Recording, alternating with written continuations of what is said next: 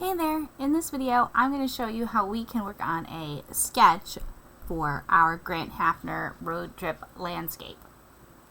So, we're going to start off with making a pencil sketch. So you might want to choose between two pencils. This pencil is going to be a little bit more smudgy and messy, so I'm just going to use a regular number 2 pencil so I can try to get a cleaner line. If you need to sharpen your pencil, you should definitely do that first. For this composition, I was inspired by one of Grant Haffner's compositions. So, you don't have to copy his artwork, but you might like where he puts the horizon line, or where he has diagonal lines, or how he's placed his telephone poles.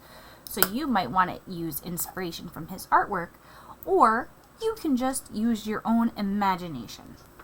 So, get some paper and we're going to start drawing. Now I'm going to start with drawing out a square because his composition is usually square. So the way that I like to do that is by getting a pencil and making dots that are kind of like squarish. It helps that my paper is also squarish. You don't need to use a whole piece of paper for this because a sketch is something that should be done kind of quickly. If you're spending too much time on it, it's not really a sketch anymore and you're making it really important. So, sketch is kind of quick. Doesn't have to be perfect lines. I'm not going to even use a ruler. And I'm going to pull up my reference picture that I'm looking up. So, the first thing that I notice is that we need to plan out where is the horizon line on our landscape. So, I don't want the horizon line to be perfectly in the middle because the composition that I'm looking at, the horizon line is actually a little bit lower bottom half of the page. So I'm going to try and eyeball that and make that the horizon line. And then I'm going to pick my vanishing point. And I notice in this landscape there are a couple of different lines. There's a diagonal kind of showing the hills and the different planes of the landscape. So actually before I put in the vanishing point, I'm going to draw a couple more lines in kind of the foreground of the painting. So the first one, I'm going to start here. I'm going to bring it down.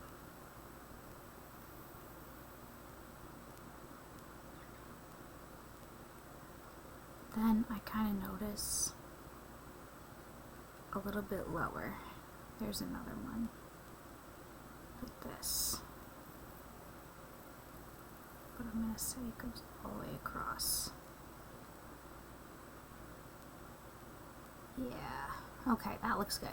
Okay, we're gonna make this the vanishing point, but this first roadway, I'm gonna make it lead off the page.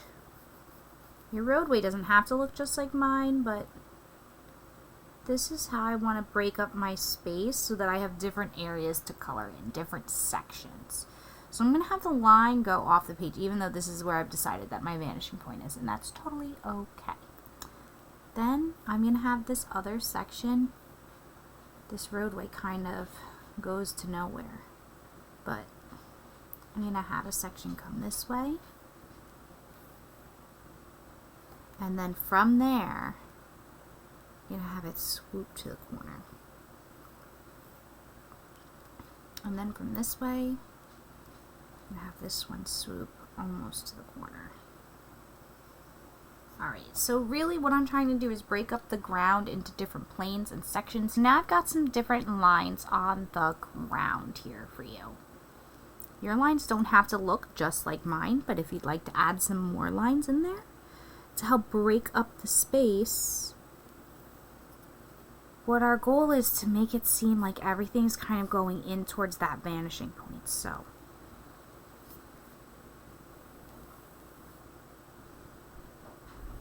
this side's going to be a little curvy.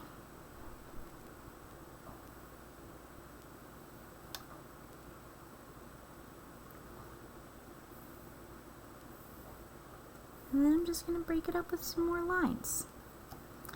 These lines can maybe go horizontally and then curve up. So, alright, so see how I've broken up the ground with just some lines. There's no shading here. I'm not coloring in anything yet. All I've done is just planned out the ground. Then the next thing that I want to do is start to plan out some shapes for the sky. Now sometimes Grand Haffner's skies are just like horizontal stripes, but sometimes what I notice is that some sections come in and then kind of like herringbone or like catty corner into each other. So what I want to do is break up the sky, but more horizontal. See how this is kind of like coming like in. This has a lot of like movement going like towards that vanishing point, which we decided was going to be there. But so I'm going to break up the sky with some like, oh my gosh, I've done it again. The camera is too close. The camera is too close for my long pencil. Oh man. Okay. We've really miffed this up. Man, okay. So we've got our bands kind of coming across the sky here.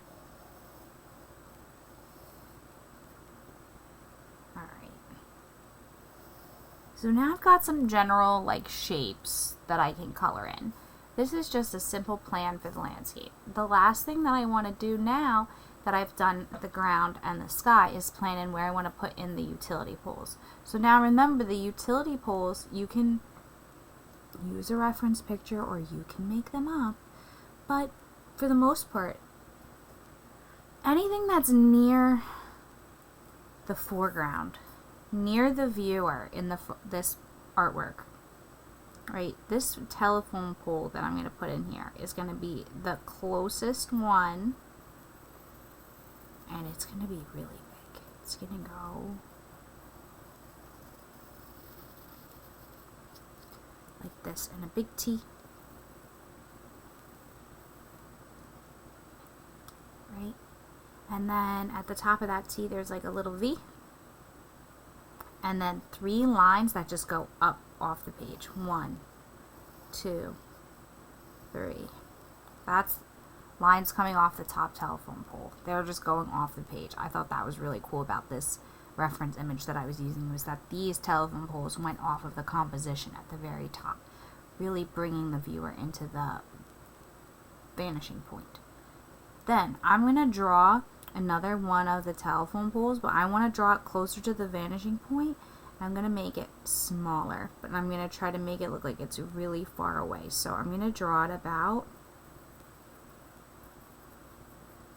half as tall. And then, because we're getting closer to this vanishing point, remember we're trying to make like an imaginary line from here to there, we need to make this next one a little shorter. And maybe we make like 1 or 2 more and then we stop. Yeah, and then we're going to stop. Okay. Now we've got some telephone poles. Now we're going to draw the rest of the cables that connect the telephone poles to each other. So we're going to just start with one line that's off of the composition and goes to this telephone pole. So I started on the left. We made a line that went to the telephone pole. Then I'm going to go a little swoop to the next telephone pole, but near the top, right? Near the top, near the top, near the top, right? And then I'm going to move down the telephone pole and I'll make another one, maybe like 2 next to each other. We'll do 2. 1, 2, because they're lower down. 1, 2. And it's okay if they touch. 1, 2, 1, 2, 1, 2. Alright, so that's a telephone pole, right? It looks like a T. Sometimes there's wires coming off the top of it. Sometimes there's just wires connecting them in the middle. This is a great way to start planning out your composition. The next thing that you might want to do is play with color to decide the time of the day or the season. One way that you can add color to it is using watercolor paint. Another way that you could add color to it is using colored pencils. So if you prefer one way or another, I think colored pencils is much faster because you can really go in and say, like, I'm going to make this one whole section blue sky. And now, because this is a sketch and we spend less than 5 minutes doing something like this, if you don't like the way that it works out, you can always start over again. And with colored pencil, you're really going to be able to play with a lot of different color schemes very quickly. Right? So I've got blue, I've got this purple.